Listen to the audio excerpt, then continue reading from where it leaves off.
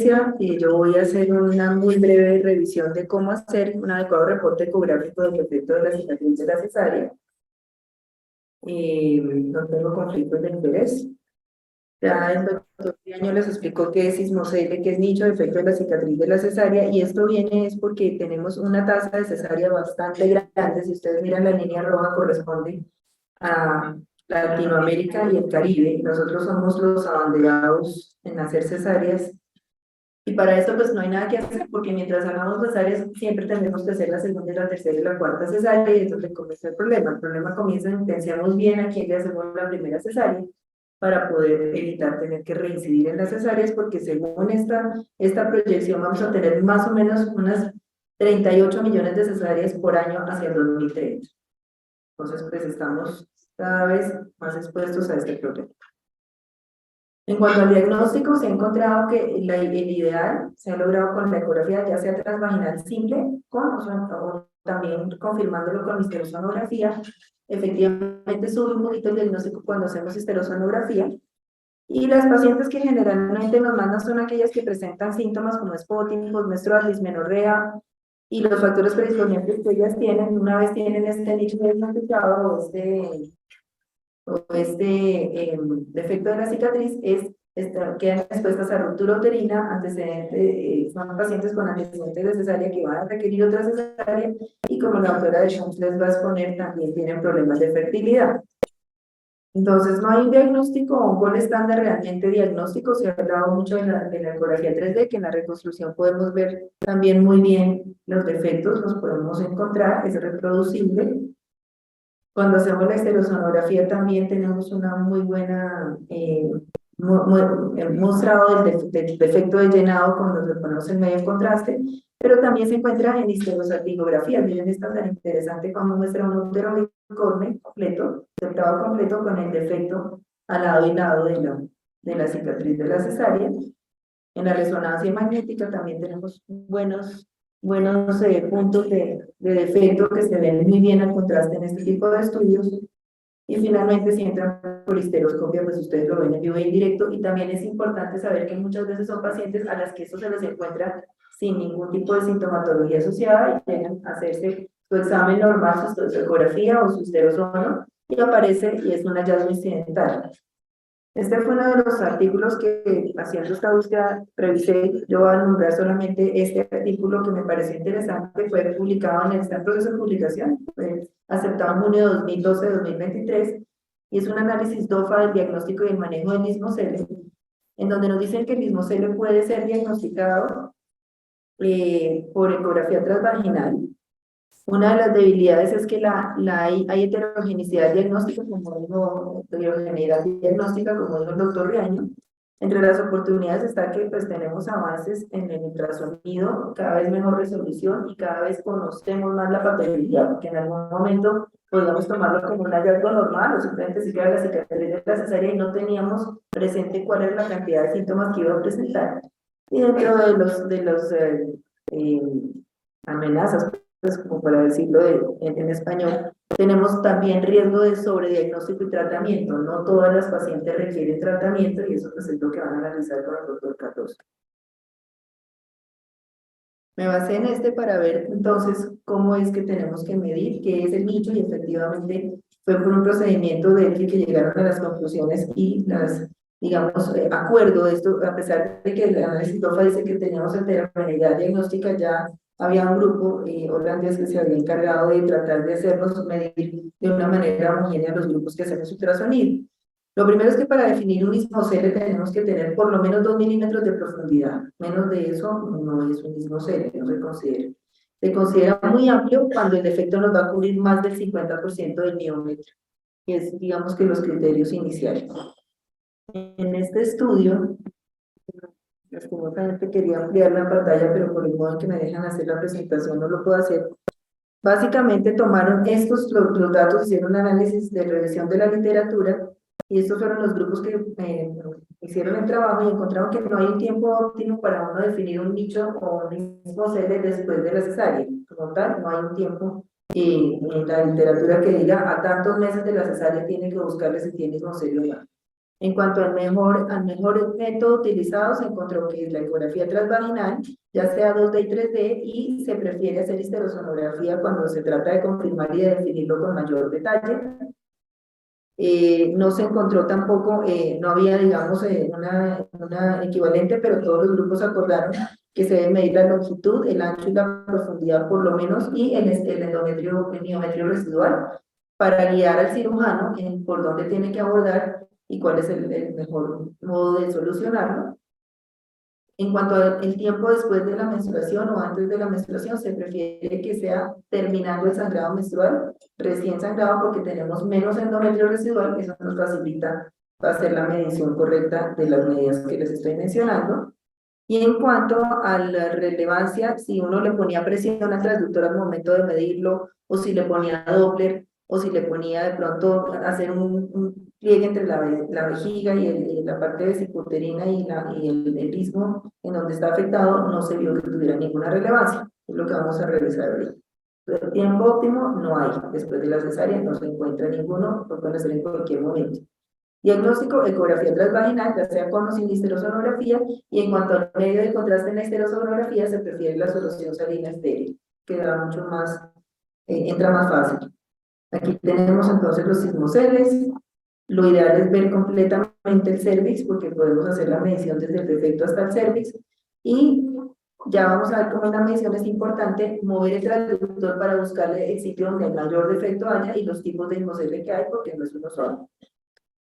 Entonces, en cuanto al método de medición, se debe ignorar el endometrio. El endometrio se cruza y uno lo toma dentro de la medida que ve en el nicho. Las mediciones se basan únicamente en miometrio. El plano sagital correcto para medirlo depende de los planos mayores del ismocele en cuanto a longitud, profundidad o grosor endometrial residual.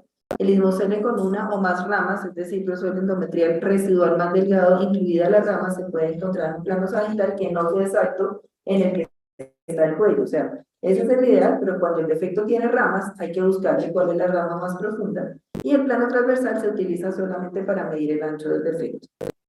Entonces, lo primero que le dicen a uno, este es el ismocele, ignore el endometrio, quiere decir incluyalo en la medición para mirar la profundidad miometrial del defecto. Entonces, usted se cruza el endometrio y lo mide. Lo segundo es la fibrosis no es miometrio. Muchas veces vemos que pacientes, sobre todo que llevan 2 o 3 cesáreas, tienen una fibrosis allí y uno no debe medir, no debe incluir la fibrosis al momento de medir el ismocele. En cuanto a las mediciones de profundidad, longitud y ancho, la longitud se hace en el plano sagital, en la parte más amplia de la base. La profundidad se hace desde esa línea que trazamos de base hasta cubrir el endometrio completo y a donde empieza el borde miometrial. Y en el transversal giramos el transductor 90 grados y vamos a tener también la parte más ancha que tenga el defecto en ese punto. Aquí aclaran que se toma la medida más larga y eso obviamente equivale a que no es un punto fijo. Esto se lo estamos haciendo en tiempo dinámico. Entonces aquí tenemos nuestro ismocele, esta sería la base del defecto, y aquí nos subimos a incluir el endometrio. ¿Okay? Y si ya lo vemos a lo ancho, puse esta de propósito para que este no es el ancho, es más abajo. Y desde esta línea de abajo, cruzamos el endometrio hacia arriba y en el transverso medimos. Aquí también puse aposta esta para decirle, esta no se mide aquí, se mide acá, y esta es la que debemos hacer en el ancho. Serían las 3 medidas que nos piden para poder hacerle. No es relevante el volumen, pero sí es relevante, sobre todo, por ejemplo, para si lo van a hacer por histeroscopia o por donde entre, decirle es derecho o es izquierdo. No que el doctor Cardoso me acompañará en ese punto. Entonces, estas son las 3 mediciones. Y lo otro que se mide al final es el miometrio residual, porque es lo que nos va a dar el riesgo de perforación y porque nos va a decir si es que estamos corrigiendo el defecto para una paciente que tenga infertilidad, si entramos más bien desde externo por vía abdominal para hacer la corrección, y si entramos por histeroscopia, que tanto nos queda para recortar o para hacer, porque también tenemos riesgo de perforación, y siempre recordar no medir la fibrosis. Esta es una de las formas como lo hemos reportado históricamente, también es válida. También da un porcentaje, entonces uno aquí mide el grosor completo de la pared y mide lo que queda de miometrio residual, y lo que reporta uno, en este caso 68%, corresponde al porcentaje que está vacío, que tenemos el ismocele formado. Los sismoceles adicionalmente pueden ser únicos o pueden ser ramificados. Esto es una de las cosas que hace que haya una subclasificación. Ya la voy a mencionar. Y el plano ideal de medición es donde alcancemos a ver la vejiga, pero no es obligatorio tener vejiga llena para poder medir el sismocele. Simplemente lo mencionan y se mira que ese plano, a pesar de que es bueno para medirlo, porque vemos el cervix, vemos el defecto y alcanzamos a ver la vejiga, no siempre es el único si tenemos un mismo ser ramificado, pero en caso de que podamos tener que contar con la vejiga, pues nos va a ayudar como a ubicarnos más centralmente. De esta manera, entonces, se clasifican los sismoceles en simple, cuando es una sola cavidad, simple con una sola rama, o simple con varias ramas. Y aquí, lastimosamente, quería ampliarles, pero no me da el chance, pero voy a tratar de mostrarlo allí.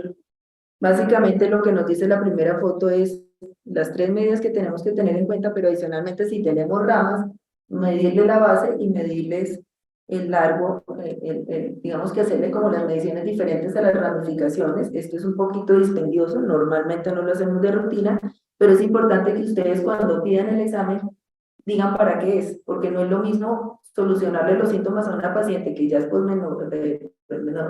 digamos que ya tiene su paridad cumplida y que lo único que le incomoda es el spotting postmenstrual, a tener que solucionarle el problema a una paciente que espera embarazarse y que la parte de transferencia embrionaria y histeroscopia para estudiar la paciente en el momento en que quieran hacerle un manejo de fertilidad, pues sí, las ramas van a cobrar una importancia distinta al momento de hacer esto, como ya lo voy a mostrar. Aquí simplemente muestra que debemos medir el grosor completo del endometrio también y la parte más alta de una de las ramas que esté. Por eso tenemos que mover el transductor. Miramos el endometrio residual en la parte más cercana a la pared. Acá medimos la base de la ramita más chiquita, medimos el grosor de pasar, podemos hacer lo que queramos, básicamente si queremos muñequear con el tema, pero importante es hacer las más anchas y la mayor proximidad a la pared, y también dicen que es muy importante, me imagino que para efecto de guiar al cirujano o el doctor de infertilidad en el momento en que quiera entrar a hacer, cuánto le mide del defecto hacia el orificio cervical, porque eso le va a permitir saber cuándo ingresa la sonda y a qué profundidad. Este sería como el resumen de lo que les acabo de decir. Entonces medimos la parte más ancha, medimos el alto del más grande, la base del más grande, la base de la segunda rama y empezamos a muñequear. Entonces, ¿cuánto le mide la rama? ¿Cuánto le mide la chiquita? ¿Cuánto me mide el endometrio residual? Y nunca medir la fibrosis, que en este caso sería esta. La fibrosis no es miometría. Y estamos hablando de que se debe hacer ese miometría. La importancia de las ramas es porque nos puede generar, si miramos en un corte transverso, y miramos en un corte transverso, cómo tenemos las ramitas aquí, y podemos encontrarnos esto al entrar con el catéter o con el histeroscopio. Entonces, ahí podemos meter una falsa ruta, hacer una perforación uterina, terminar con un útero bastante lastimado, y genera eso, dificultad tanto para el histeroscopio como para la transferencia embrionaria. Entonces, a la pregunta inicial de esta presentación, que era cómo se debe hacer un reporte adecuado en la cicatriz de la cesárea, la respuesta es útero en ABF o RBF con un volumen aproximado de lo que sea, ecogenicidad heterogénea, por presencia de ismocele, que es o simple o complejo, con una o dos ramas, dimensiones de largo por ancho por profundidad, irrelevante el volumen, porque el volumen no se va a usar para nada, con una o dos ramas y localizado a X distancia del orificio cervical y para guiar en la parte de endoscopia del lado derecho o del lado izquierdo. Eso es.